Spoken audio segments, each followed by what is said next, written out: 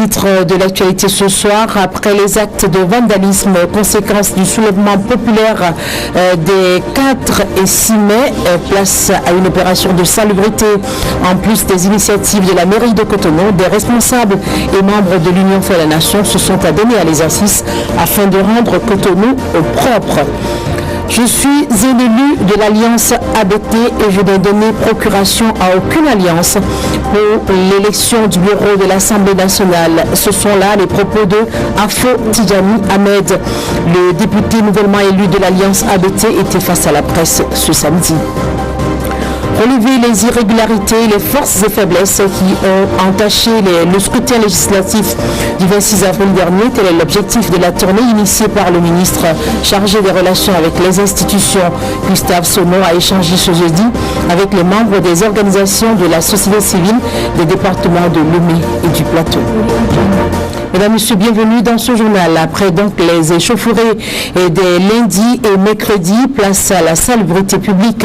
Les grandes artères de Cotonou qui jusque-là végétaient dans une insalubrité notoire, ces grandes artères ont donc subi une cure de jouvence. L'initiative des jeunes de la ville de Cotonou est appuyée par les leaders de l'Union fait la Nation. L'équipe des députés UM, conduite par l'honorable candidat Zanaï, est allée prêter main forte à ces jeunes qui se sont levés tôt ce samedi pour nettoyer la ville. Voici le compte rendu de Herman Agnambosso et de André Aïnou. C'est une question de bon sens. Cotonou, rendu plus insalubre après les derniers événements fâcheux du début de semaine, retrouve ses lettres de noblesse. Suite aux événements malheureux, maladroits et tristes du 4 mai, la population a réagi promptement. Et les jeunes ont réagi promptement. Et ces jeunes se sont rassemblés pour nous dire que ce samedi, ils vont s'organiser pour nettoyer la ville. Et c'est en exécution de cette décision des jeunes que le président Bruno Amoussou, suite à une session extraordinaire de la coalition Union fait la Nation, a décidé, nous a instruit de faire ce que nous sommes en train de faire. Les grandes artères et principaux carrefours de la ville sont débarrassés des carcasses de pneus et autres objets qui enlaidisaient davantage Cotonou. Nous avons voulu, par cet acte que nous faisons aujourd'hui, donner le signal d'une habitude, d'un comportement citoyen que doivent avoir les Béninois. La ville est une propriété commune. Parti du carrefour Zogbo, l'équipe de députés UN a fait l'itinéraire à Gla, à Kosombo, Fitirosé, Kadiaou, place du Bicentenaire et Sainte-Rita. D'un point à l'autre de ce parcours, l'opération a connu une parfaite réussite tant les jeunes étaient fortement mobilisés. Nous voulons cultiver la paix, mais que ceux qui ont mis le feu, que ceux qui ont provoqué remettent la balle à terre, qu'ils sachent que nous ne permettrons pas l'incendie dans ce pays. L'incendie peut provenir de ce qu'on a arbitrairement arrêté des jeunes. S'il en reste un seul dans le commissariat ou dans les prisons, il faut savoir que nous pourrons à tout moment nous remettre en mouvement. Nous voulons la paix. Nous voulons la paix. Nous attendons de la part des autorités, de la part du président Boni Yayi, les actions nécessaires pour remettre ces jeunes qui sont innocents à leurs parents, pour les remettre à la liberté. Je voudrais que chacun agisse dans ce sens. Amour pour la patrie et préservation du bien public, tels sont les maîtres mots de cette opération de salubrité que les leaders de l'Union fait la Nation entendent poursuivre dans le temps.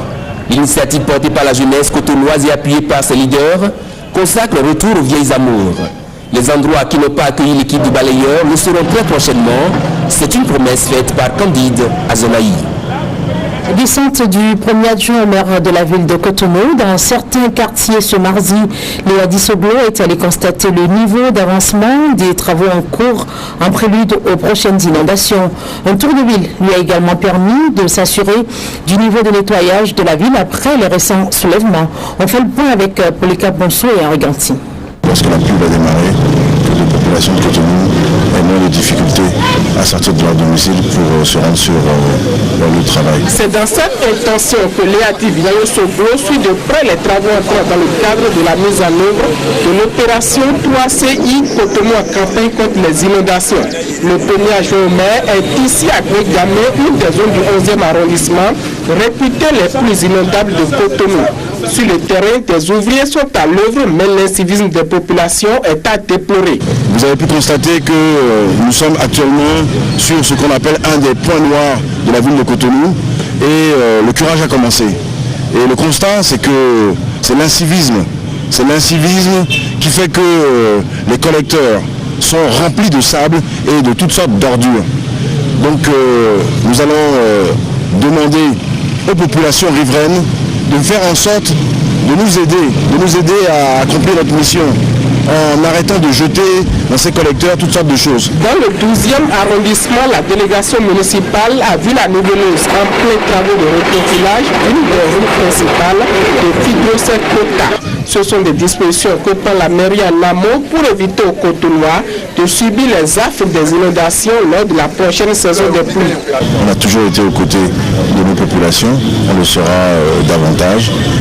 L'objectif, c'est effectivement de permettre aux gens de pouvoir quitter leur domicile, se rendre sur leur lieu de travail, vaquer à leurs occupations sans avoir à se préoccuper de telle ou telle flaque d'eau. Donc on y travaille, les instructions ont été données, je suis sur le terrain pour m'assurer que effectivement c'est suivi des faits et je crois que force est de constater que chacun a bien compris ce qui est attendu et on va continuer à pousser, on va continuer à reprofiler. Présent Jean-Pierre Defour, l'autorité a fait un nouveau coup de ville pour s'assurer du niveau d'avancement des travaux de nettoyage de Cotonou, rendu totalement insalubre après les événements des 4 et 6 mai 2015. Le constat fait est rassurant. Voilà, justement, vendredi après-midi déjà, le premier adjoint au maire de la ville de Cotonou était dans la ville. Il est allé voir comment évoluent les travaux de salubrité et de réfection lancés suite au soulèvement populaire du lundi dernier qui a entraîné, vous le savez, un encombrement des artères par des objets de toutes sortes et puis une dégradation des voies. Le commentaire est signé Berger de Radio. Cotonou en réflexion après l'insurrection. Des agents ont été commis à la tâche. Le premier adjoint au maire est allé constater lui-même l'évolution de la salubrité circonstancielle. Il a parcouru quelques quartiers fleurant des échauffourées. Et sur les pavés de Ménotin, calcinés par les feux de contestation, c'est à la bonne franquette que l'exemple est donné. Ces axes qui ont été endommagés avec des pneus brûlés, avec des tirs de gaz lacrymogène, sont en train d'être nettoyés. Nous sommes en train de faire en sorte que tout ça, tous ces événements soient très vite derrière nous. À la veille du nettoyage généralisé de la ville annoncé par les différents partis politiques, la mairie donne le ton. En ce qui concerne les critiques qui pourraient naître à propos de la célérité des travaux, elle rassure toujours. Je veux dire aux Cotonois et aux Cotonoises de continuer à avoir confiance aux autorités de la ville. Nous sommes à pied d'œuvre pour nettoyer les principaux carrefours, pour faire en sorte que Cotonou retrouve, disons, sa physionomie d'antan. Le calme, la quiétude va prévaloir dans Cotonou. Nous leur donnons l'assurance. Selon un rapport diligenté par la municipalité, la réparation des dégâts causés par le soulèvement du lundi dernier se chiffre à près de 70 millions de francs CFA. La facture est jugée commune et les autorités de la ville espèrent toujours un geste évident de l'État central. À l'instar de la ville de Cotonou, le maire d'Abomey-Calavi a organisé aujourd'hui une séance de salubrité. L'objectif, c'est le même, mettre la ville au propre après les incidents des 4 et 6 mai. L'initiative est soutenue par les directeurs de la mairie et le commissariat central. Voici le reportage de Luc Ressadiano et d'Eder Mpevi. Agents de la mairie d'Abomey-Calavi, population, jeunes et membres d'organisations non gouvernementales dans les rues de leur ville samedi matin pour une campagne de salubrité. L'initiative du maire vise à nettoyer la commune à l'issue des incidents des 4 et 6 mai derniers. Compte tenu des événements de triste mémoire des 4 et 6 mai, nous avons décidé d'organiser une campagne de salubrité aujourd'hui pour nettoyer certaines voies. Sous la supervision de Patrice Oussouguédé, l'équipe mobilisée a balayé et mis au propre la ville d'Antoine depuis l'échangeur jusqu'au carrefour Biosessi. La voie menant au CG Godomé n'a pas été oubliée. Il y a eu des manifestations qui ont contribué à salir énormément la vie. Bon, et à cet effet, l'autorité, le maire de la commune a souhaité que et la commune et les ONG et les jeunes qui nous accompagnent dans la commune puissent nous aider à faire la propriété de rue. La ville de Cotonou, comme celle d'Abomey-Calavi, ont été salies par des débris de briques, de pneumatiques brûlés et tout ça là. Donc à l'instar de la ville de Cotonou, le maire de la ville d'Abomey-Calavi a demandé une campagne de salubrité spéciale. Abomey-Calavi avait déjà l'habitude d'organiser des séances de salubrité tous les derniers samedis du mois. Celle d'avril a déjà eu lieu et celle de fin mai est en préparation. La campagne de ce samedi étant spéciale, le maire profite de l'occasion pour inviter la population au calme. Nous demandons aux membres de nos ancêtres que nous ne connaissions plus jamais ces événements de triste mémoire. Voilà, je suis un élu de l'Alliance ABT. Je n'ai donné procuration à aucune alliance pour l'élection du bureau de l'Assemblée nationale. Ce sont là les propos de Afo Tidjani Ahmed, député nouvellement élu de l'Alliance ABT, que Dame Rumeur annonce comme ayant adhéré à une alliance autre que celle au nom de laquelle il a été élu. Par un point de presse animé ce samedi matin à Cotonou, l'homme a apporté un démenti formel. Voici le compte rendu de Herman Nyambosso et de Bienvenue Moumbé. Pour sa toute première apparition au grand public depuis qu'il a été déclaré élu député par la Cour constitutionnelle, Afo Tidjani Ahmed est appelé à faire une mise au point. Je suis membre d'Alliance ABT, je suis toujours resté Alliance ABT. C'est un démenti formel qu'il apporte au sujet de son ralliement annoncé à une alliance politique autre que celle sous la bannière de laquelle il a été élu, en l'occurrence l'Alliance ABT. Alors l'honorable Afo Tidjani aurait donné procuration à une certaine classe politique qui n'est pas la sienne pour pouvoir participer à un vote à l'Assemblée nationale, donc le vote du bureau de l'Assemblée nationale en faveur de cette classe-là. Je n'ai pas signé mon mandat à quelqu'un. L'élu national ne nie pas avoir été approché par des collègues députés d'autres formations politiques, mais dit n'avoir jamais donné procuration à une supposée formation politique. Bientôt, il y a un autre combat sur le terrain. Je parle de communal. Je serai sur le terrain encore pour au moins prendre les 3 communes ou 4 communes. Je n'ai pas pris de l'argent ici. Je suis fier de moi-même. Il a voulu mettre fin à la rumeur de plus en plus persistante qui empoisonne l'opinion publique. Au-delà de ce point de presse, Afo Tidjani Ahmed donne rendez-vous au peuple béninois au jour indiqué pour l'élection du bureau de l'Assemblée nationale, 7e législature. Séance de travail ce jeudi entre les membres des organisations de la société civile des deux départements, de Lemay et du Plateau et le ministre Gustave Sonneau. La rencontre s'inscrit dans le cadre de la tournée entamée par le ministre dans tous les départements du Bénin en vue d'échanger avec les membres de la société civile sur le déroulement des législatives du 26 avril dernier. Voici le reportage de Franck Romain-Santana. Quelles sont les observations faites par les membres de la société civile au cours des législatives d'avril 2015? Les insuffisances, les forces et faiblesses relevées dans le déroulement du scrutin, ce sont entre autres les points inscrits dans l'agenda de la tournée entamée par le ministre chargé des relations avec les institutions et dont l'une des étapes l'a conduit ici à Porto Novo à la rencontre des membres des organisations de la société civile de Lemay et du Plateau. Une rencontre qui a permis à Gustave Sonneau d'apprécier le déroulement du scrutin dans les deux départements. L'objectif en clair est d'avoir une idée de ce qui doit être corrigé pour une meilleure organisation des prochaines élections municipales, communales et locales, sans oublier les présidentielles. C'est juste analyser les forces et faiblesses afin de proposer des actions correctrices pour une bonne tenue des élections à venir, notamment les communales qui sont prévues pour le 31 mai 2015. L'objectif visé à long terme, c'est de parvenir à organiser des élections en République du Bénin vraiment dans la transparence et dans l'égalité de chance pour tous les candidats pour que le les Béninois considèrent les périodes électorales comme étant une période festive. Il faut dire que j'ai déjà sillonné 3 ou 2 départements, donc ça fait 4e département. D'un département à un autre, il y a des problèmes qui sont communs. Et il y a quelquefois des spécificités.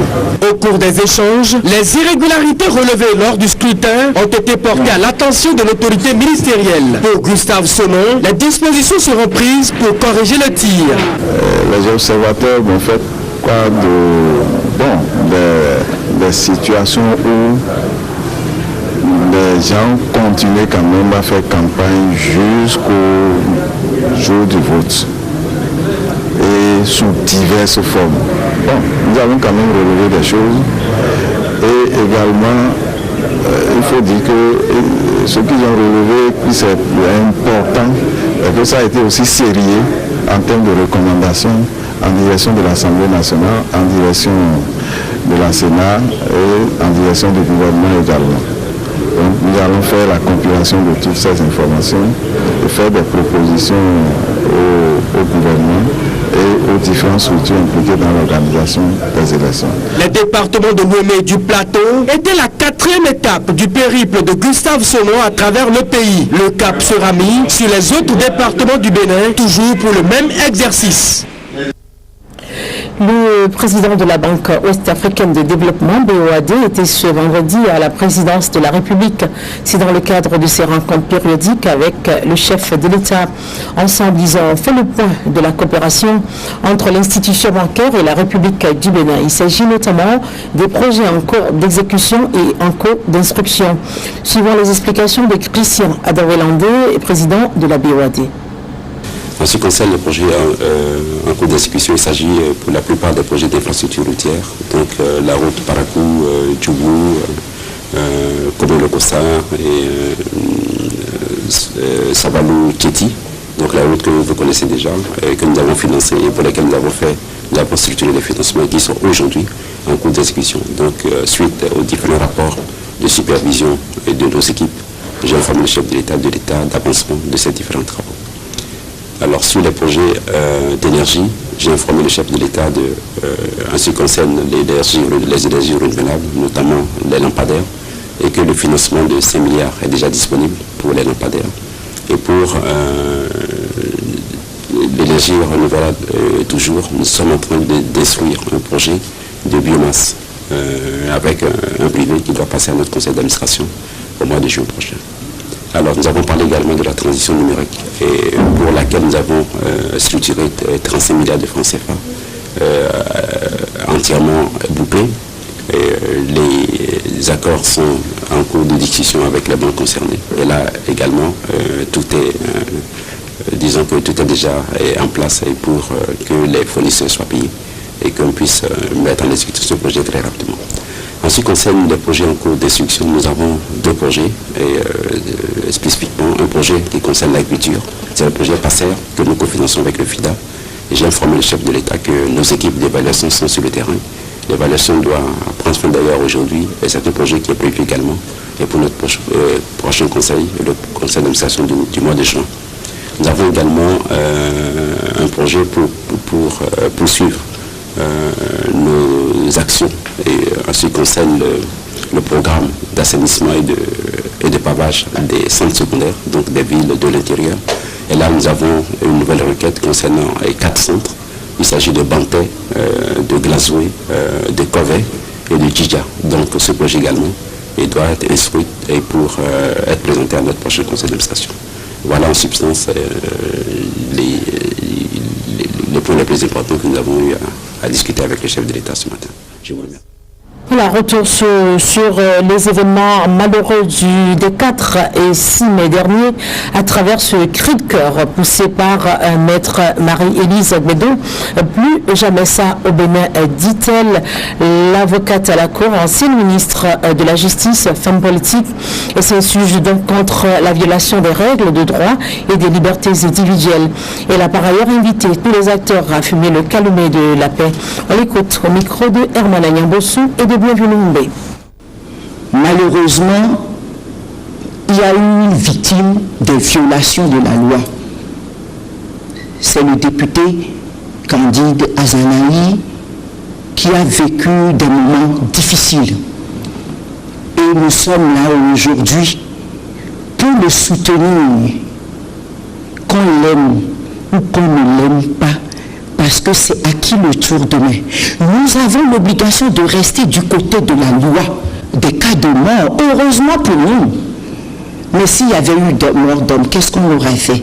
Et ça encore, il faut continuer à informer, à sensibiliser les populations en général par rapport à la notion de paix, à la notion de dialogue entre les politiciens de toute tendance.